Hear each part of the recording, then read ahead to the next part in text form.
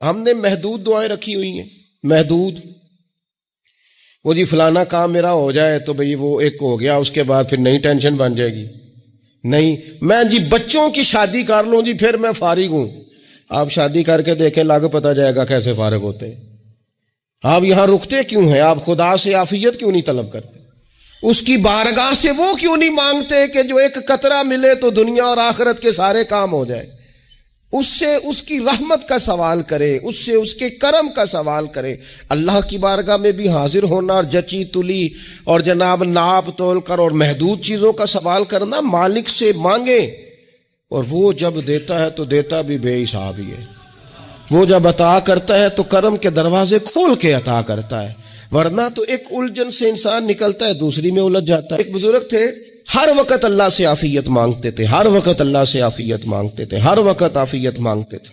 لوگوں نے پوچھا، لوگ ان کو صالح جانتے تھے، نیک سمجھتے تھے، کہ حضور آپ اور کوئی دعا مانگتے نہیں، عافیت ہی مانگتے ہیں. فرمانے لگے میں مانگا کرتا تھا شروع میں، بعد میں خیال آیا ہے اور بھی دعائیں مانگا کرتا تھا، یہ احساس بعد میں نصیب ہوا.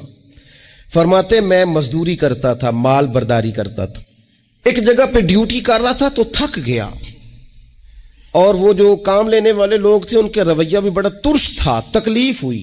تو میں نے اپنے مالک کی بارگاہ میں عرض کی، مالک اگر 2 روٹی بغیر مجھے مشقت کے مل جائے دن میں تو تیری بارگاہ تو بڑی کریم ہے. کہتے ہیں میں نے یہ دعا مانگ لی. ذرا میں تھوڑا آگے بڑھا تو 2 بندے آپس میں لڑ رہے تھے، میں ان کی صلح کرانے کے لیے، انہیں بچانے کے لیے آگے بڑھا. تو میں جس کو چھڑا رہا تھا دوسرے نے میرے اوپر ضرب لگا دی، میرا بھی سر پھٹ گیا. تھوڑی دیر کے بعد وہاں پولیس آ گئی، وہ تینوں کو لڑنے والا سمجھ کے اٹھا کے لے گئے، مجھے جیل ہو گئی. 2 روٹیاں بغیر مشقت کے روز ملنی شروع ہو گئی. دعا مانگی تھی نا کہ یا اللہ 2 روٹیاں مل جائے نا بغیر مشقت کے. کہتے ہیں وہ 2 روٹیاں روز ملتی، کوئی کام نہیں کرنا پڑتا، پر جیل ہو گئی. فرماتے میں بڑا پریشان تھا، روز روٹیاں پابندی سے آتی اور بہترین آتی، کھانا ملتا. پھر کچھ عرصے کے بعد میں نے سوچا کہ یار یہ دعا تو قبول ہو گئی نا تیری، اب تو اگر اس پر کوئی الگ بات کرے گا تو وہ تو غلط کرے گا. کہتے ہیں پھر خود ہی میرے دل میں اللہ نے بات ڈالی اور میں نے عرض کی، مالک 2 روٹیاں نہیں، مجھے تو عافیت چاہیے، مجھے تو عافیت دے، میرے اوپر تو کرم فرما، تو نظر رحمت کر. جے ایک قطرہ بخشے مینوں، جے ایک قطرہ بخشے مینوں تے کام بن جاندا ہی میرا، مہربانی کر عافیت عطا کر. فرماتے پھر خدا نے کرم کیا، کہاں سے اسباب بنے میرے جیل سے چھوٹنے کے، کون کون میرے ضمانتی بنے اللہ ہی جانتا ہے. فرماتے ہیں دروازے بھی کھل گئے، رزق بھی ملتا ہے، صحت بھی میسر ہے، سجدہ بھی کر لیتا ہوں، سویرے تلاوت بھی کرتا ہوں، شام کو مدینے والے کی بارگاہ میں رج کے درود و سلام بھی عرض کرتا ہوں، میں ممکن ہوتا ہے تو کسی غریب کی داد رسی بھی کرتا ہوں. اب سمجھ آئی ہے، ربنا آتنا فی الدنیا حسنۃ وفی الآخرۃ حسنۃ وقنا عذاب النار. اب سمجھ آئی ہے رب سے جب بھی مانگنا ہے عافیت ہی مانگنی ہے. حضرت عباس بن عبد المطلب رضی اللہ تعالیٰ عنہ نبی پاک علیہ السلام کے پیارے چچا جان ہیں، عرض گزار ہیں، یا رسول اللہ صلی اللہ علیہ وسلم مجھے بتائیے میں اپنے رب سے مانگوں تو کیا مانگوں؟ تو حضور نے فرمایا رب سے عافیت مانگو. کہتے میں کچھ دن رکا، کچھ دنوں کے بعد پھر حاضر بارگاہ ہوا اور عرض کی، یا رسول اللہ صلی اللہ تعالی علیہ وسلم مجھے بتائیے میں اپنے مالک سے مانگوں تو کیا مانگوں؟ تو حضور نے پھر فرمایا اللہ سے مانگنا تو عافیت مانگنا. بزرگ فرماتے ہیں یہ عافیت کیا ہے؟ عافیت یہ ہے کہ یا اللہ ظاہری پریشانیاں، باطنی پریشانیاں، اے اللہ ظاہر کے میل کچیل بھی دور ہو جائیں، باطن کے بھی دور ہو جائیں. اے اللہ ہر معاملے میں، ہر آزمائش میں، ہر دکھ میں ہمیں تیری پناہ نصیب ہو جائے. یہ عافیت ہے. اور صوفیہ کرام فرماتے ہیں عافیت سے بڑی نعمت کوئی نہیں اگر کسی کو میسر آئے تو، عافیت سے بڑا حسن کوئی نہیں اگر کسی شخص کو یہ نصیب ہو جائے. اور ایک اللہ والے نے تو ایک اور بڑا خوبصورت ترجمہ یہاں کیا ہے، وہ کہتے ہیں عافیت کا مطلب ہے دل کا قرار. عافیت کا مطلب ہے باطن کا سکون، عافیت کا مطلب ہے انسان کے مزاج کا حوصلہ، ٹھنڈک، بردباری۔ جس بندے کو عافیت نصیب ہو جاتی ہے گویا اللہ اسے سکون کی دولت عطا فرما دیتا ہے، تھوڑے پیسوں میں بھی سکون، بغیر شہرت کے بھی سکون، کوئی بات مان لے تب بھی سکون، کوئی دھتکار دے پھر بھی سکون، لوگوں کی گڈ بک میں ہو پھر بھی سکون، اور اگر لوگ سارے مخالفت میں آ جائیں تو چونکہ اللہ نے عافیت دی ہے پھر بھی سکون۔ اللہ تعالیٰ نے ان لوگوں کو قرار کی دولت، اللہ سے عافیت مانگی جائے، اس میں دنیا کی بھی بھلائی شامل ہے، آخرت کی بھی بھلائی شامل۔ نبی اکرم صلی اللہ تعالیٰ علیہ وسلم توجہ دلاتے کہ اللہ سے تم عافیت مانگو، ہمارا نہ جی، کیونکہ سب سے بڑا مسئلہ روحانی تربیت کا ہے۔ ہمارے ہاں باتیں ڈھیر سارے لوگوں کو آتی ہیں اور بہت زیادہ آتی ہیں، منصوبہ بندی کرنا، پلاننگ کرنا، اپنے معاملات کو خود سے کیسے لے کے چلنا ہے، کیسے ٹھیک کرنا ہے، اپنے حق میں دنیا کو کس طرح قائل کرنا ہے، یہ ڈھیر سارے لوگوں کو آتا ہے، اور اپنے حق میں دلائل کس طرح قائم کرنے ہیں، اس میں بہت سارے لوگ خود کفیل ہوتے ہیں، انہیں کسی سے مشاورت کی بھی ضرورت نہیں ہوتی۔ لیکن اللہ کی بارگاہ سے اپنا رشتہ کیسے جوڑنا ہے، مالک سے کرم کا سوالی کس طرح کر کے ہونا ہے، اللہ سے عافیت کا سوال کیسے کرنا ہے، یہ چونکہ روحانی تربیت میں ہمارا مزاج نہیں ہوتا لہذا ہم اس طرف جاتے نہیں، ہم وہ اپنی مرضی کی چیزیں، یعنی وظیفہ پوچھ کے گئے ایک صاحب، کچھ عرصے کے بعد آئے ہیں تو آ کے کہتے ہیں مولانا صاحب، پیر صاحب یا قاری صاحب یا فلاں صاحب، کسی سے بھی پوچھ کے گئے کہ جس کو نیک آدمی جانا، پھر لوٹ کر آ کے کہتے ہیں کہ آپ نے وظیفہ بتایا تھا پر کام کوئی نہیں ہوا۔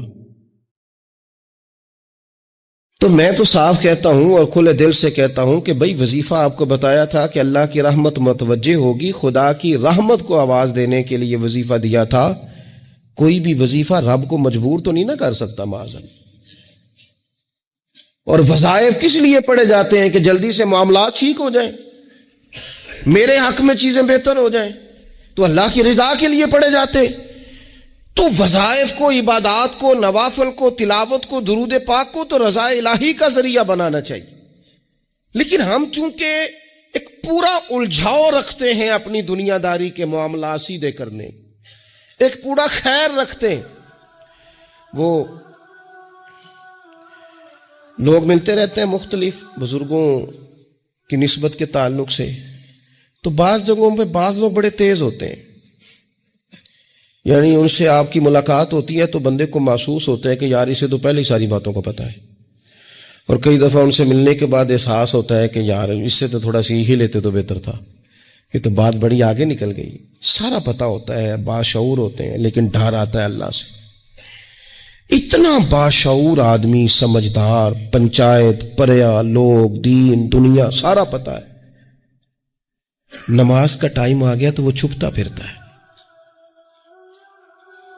اس کی طبیعت پر بوجھ بن رہا ہے معاذ اللہ اللہ کے حضور حاضر ہونا، اسے خیر کا کام کرنا پڑ رہا ہے تو وہ ادھر ادھر نکلتا جا رہا ہے۔ تو سوال یہ ہے کہ پھر یہ شعور کا کیا مطلب رکھا ہوا ہے ہم نے؟ پھر اللہ سے دعا کرنے کی ضرورت نہیں۔ وہ حضرت عارف رومی رحمۃ اللہ تعالی علیہ فرمایا کرتے تھے بعض لوگوں کو رب سارا کچھ دیتا ہے، سجدے کی توفیق نہیں دیتا۔ اس کا مطلب یہ ہے کہ وہ کہتا ہے یہ سارا کچھ لے اور نکل جا، میرے گھر نہ آنا، رکھ سارا کچھ پاس۔ رب سے عافیت مانگی جائے، اس سے اس کا فضل مانگا جائے، اس سے اس کا کرم مانگا جائے۔ اللہ کے پیارے رسول صلی اللہ تعالی علیہ وآلہ وسلم اس عافیت مانگنے پر زور دیتے، توجہ دیتے۔ میں آپ کو صحیح بتاتا ہوں، رب نے اگر کسی بندے کو عافیت میں رکھا ہو نا تو حالات کیسے بھی برے چل رہے ہوں اس کا بگاڑ کچھ نہیں سکتے۔ اور اللہ تعالیٰ معاف کرے، 100 دفعہ خاکم بدہن، اگر کسی وقت اس کے کرم کی نگاہ پھر جائے تو پھر سارے اسباب سمیت بھی انسان اپنے پیروں پہ کھڑا نہیں رہ سکتا۔ اس سے جب تک طلب کرم نہیں ہوتا، طلب عافیت نہیں ہوتی، اس کی بارگاہ سے جب تک بندہ مومن پورا رجوع نہیں کرتا. یہ عافیت اتنی اعلیٰ چیز ہے کہ نبی پاک علیہ السلام نے فرمایا اذان اور اقامت کے درمیان جو وقت ہوتا ہے اس میں دعائیں رد نہیں ہوتی.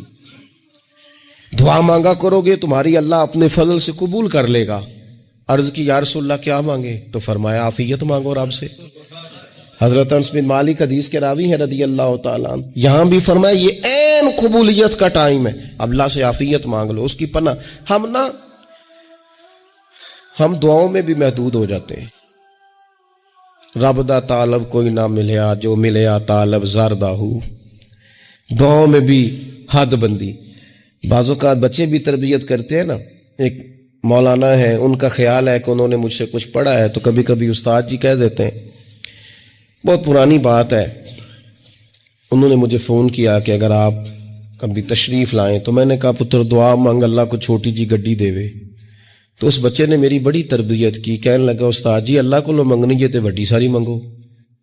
آپ نے محدود کیوں کیا کہ بھئی یہ چھوٹی سی اللہ گاڑی کیوں اللہ چھوٹی دے, رب دے تو بڑی دے اور رحمت سے دے, اللہ سے مانگنی ہے نا جی. ہم تربیت نہیں لیتے. میں نے اس کا شکریہ ادا کیا, میں نے کہا بیٹے تو نے بڑی سونی بات کی, اللہ تجھے اس کا اجر عطا کرے, اللہ تجھے برکات عطا کرے. اگر آپ نے سیکھنا ہے تو پھر آپ سیکھ لیں گے, اور اگر نہیں سیکھنا تو پھر یہی کہنا ہے ساری عمر لنگ گئی بندہ کو نہیں ملیا, چونکہ مزاج نہیں ہے نا سیکھنے کا, اس لیے پھر ملا ہی کوئی نہیں. پھر ساری زندگی کو میسر ہی نہیں آیا, کسی نے نصیحت ہی نہیں کی, کوئی آنکھوں کو بھایا ہی نہیں. خود ہی بڑے سیانے تھے, خود ہی بہت بڑے تھے, اپنا قد ہی بڑا اونچا تھا, سب ٹھگنے چھوٹے اور کمزور اور بونے نظر آئے. نبی پاک علیہ الصلوۃ والسلام نے ایک شخص سے پوچھا کیا دعا مانگ رہے ہو؟ تو اس نے کہا یا رسول اللہ میں اللہ کی بارگاہ میں صبر کا سوال کر رہا ہوں. تو حضور فرمانے لگے صبر تو مصیبت پر ہوتا ہے. یا رسول اللہ پھر کیا مانگو؟ آپ ان جملوں اور لفظوں کی گہرائی کو سمجھیں. صبر کے لیے تو پہلے مصیبت آئے گی, پھر صبر آئے گا. تو یا رسول اللہ کیا مانگوں؟ فرمایا تو رب سے عافیت مانگ. مانا کیا ہے؟ مصیبت آئے کیوں؟ اللہ تجھے اپنی حفاظت کے حصار میں لے لے, وہ وقت ہی